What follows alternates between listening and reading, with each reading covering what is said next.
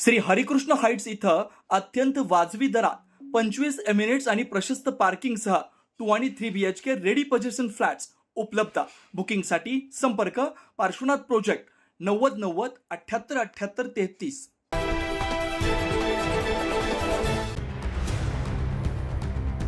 मुख्यमंत्री देवेंद्र फडणवीस, उपमुख्यमंत्री एकनाथ शिंदे आणि उपमुख्यमंत्री सुनेत्रा पवार यांच्या प्रमुख उपस्थितीत काल मुंबईतील सह्याद्री अतिथीगृहात नाशिक त्र्यंबकेश्वर सिंहस्थ कुंभमेळ्याच्या अधिकृत बोधचिन्हाचं अनावरण करण्यात आलं।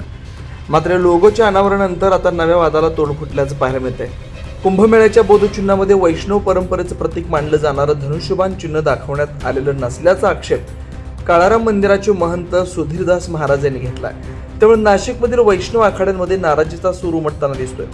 महाराष्ट्र शासनाने काल जो सिंहस्थ कुंभमेळा लोगो हा प्रकाशित केला, त्यामध्ये वैष्णव आखाडे त्याचप्रमाणे नाशिक यांचं प्रतिनिधित्व स्वरूप म्हणून जे काही चिन्ह त्यामध्ये असायला हवे होते, त्यामध्ये प्रभू रामचंद्रांचं जे वैशिष्ट्य असलेले धनुष्यबाण हे वैष्णवांचं चिन्ह आहे, हे धनुष्यबाण त्यामध्ये दाखवलं गेलं नाही किंवा वैष्णव चिन्हांचा संपूर्ण अभाव त्या लोगोमध्ये आहे।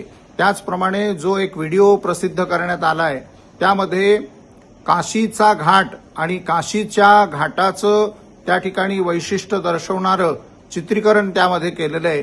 त्यामध्ये प्रामुख्याने नाशिकचं त्र्यंबकेश्वरचं वैशिष्ट्य दाखवणारं त्यामध्ये चिन्ह असावं आणि मंदिर जे दाखवलंय ते देखील त्र्यंबकेश्वरचं दाखवलंय, त्यावरती चिन्ह देखील त्रिशूळ दाखवलंय। नाशिक काळाराम मंदिर किंवा गोदावरी या संदर्भामध्ये वैष्णव आखाड्यांचं प्रतिनिधित्व असलेलं धनुष्यबाण त्यामध्ये समाविष्ट करावं, अन्यथा वैष्णव आखाड्यांना देखील याबाबत मोठा विचार करावा लागेल।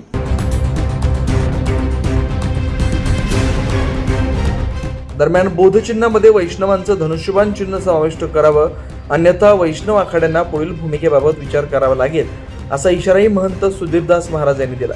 त्यामुळे आता सरकारकडून या लोगोमध्ये बदल केला जाणार का याकडे सर्वांचं लक्ष लागलं आहे। 9 न्यूज महाराष्ट्र ब्युरो, नाशिक।